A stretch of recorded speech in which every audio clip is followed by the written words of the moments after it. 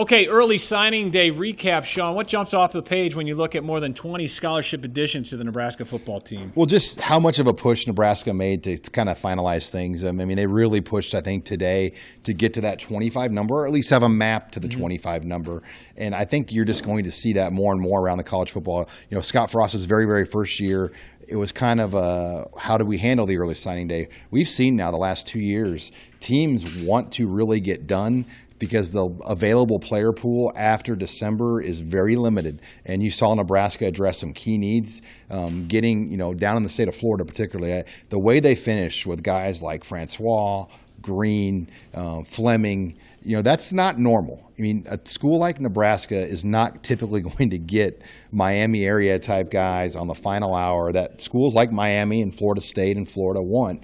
So I was very impressed with what Travis Fisher did down the stretch for Nebraska. It was as good of a final day that I can remember. Did they get everybody they wanted? No. I mean, there was some drama with Caden Johnson, Miles Slusher, whether or not, Slusher they thought was in the boat. And, he ended up he went to Arkansas, and that caused Nebraska to move away from Caden Johnson. There's been a lot of speculation on how that played out because there was kind of a discretionary spot there, I think a flex spot, you call it.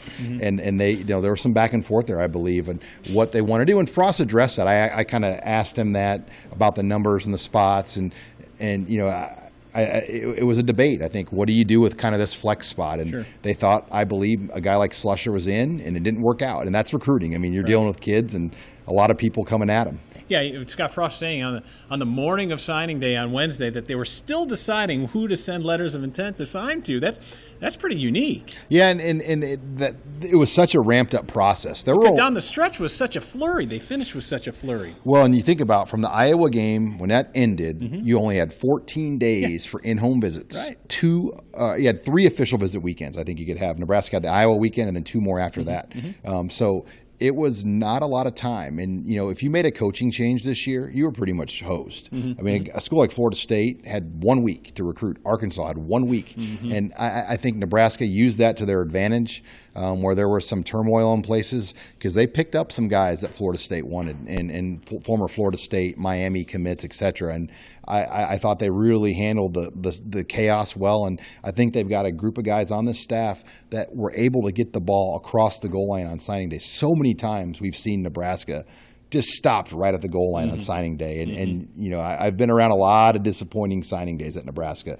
And this was rare. I mean, yeah, the Miles Slusher thing was disappointing because I think they thought they had him, and maybe that led to them not taking Caden Johnson in that flex spot. But, to get Fleming, Francois, and the guys that they were able to close out with, Brown, that's a heck of a finish. Yeah, and you have to like what they did at defensive line in terms of pass rushers, getting the quarterback / the linebacker spot. But how about wide receiver? They really added some numbers there in a position which Scott Frost admitted on Wednesday. When they got here, there were only 4 scholarship players here in-house, and now they've got the numbers back up. Yeah, you look at Omar Manning. I think you start there. He's the top-rated junior college offensive player in the country, according to Rivals.com. Big-bodied, physical. He is somebody that's going to give them what they need on the edge.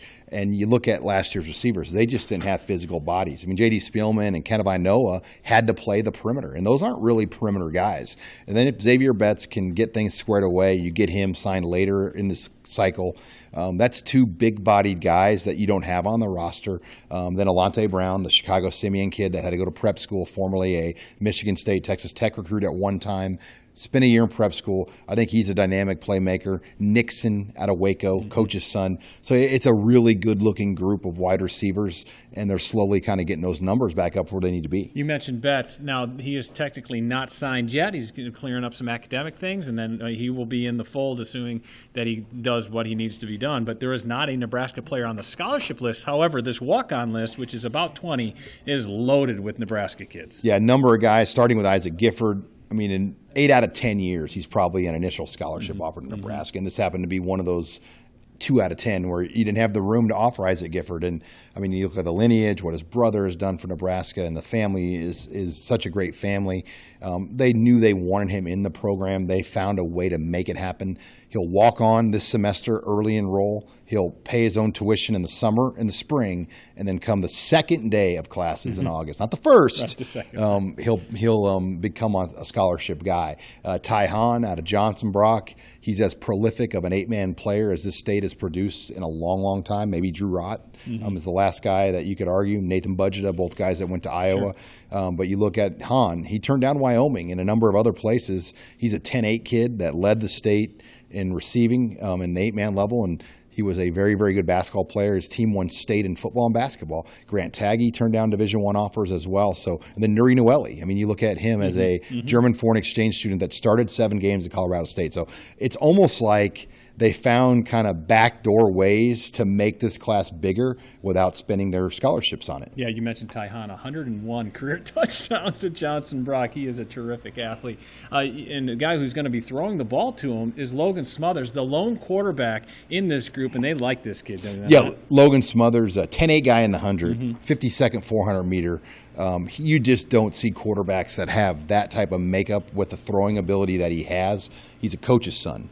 His dad is an offensive coordinator at Muscle Shoals, so he's got a very, very good mind for the game and the athletic ability to outrun just about anybody, because there aren't a lot of guys on a football field that run 10-8, and when it's a quarterback, it makes it even harder. So I'm excited to see Logan Smothers here this spring. And you mentioned this spring, what happens between now and the traditional signing day? Most of the heavy lifting is done, but how many guys are coming? Do you see a big group coming to enroll in January, and how much emphasis will be on developing those kids between now and spring practice? Yeah, well, first of all, the staff's going to get a much-needed break here for the next few weeks, and then they'll go back on the road in January, and they'll start really looking more 21 to the next year's class. And there's so many local guys available for that year, so that's looking like a good year already. But they'll have about 2 spots, maybe 1 to 2 spots that they'll be able to use and decide, you know what, if there's a kid out there still that we can add for 20, we'll do it. If there's a transfer portal guy that comes available, we can do it. So I think they want to have that flexibility with those final 1 to 2 spots. Yeah, and just around the corner, spring practice will begin with the spring game coming up in April.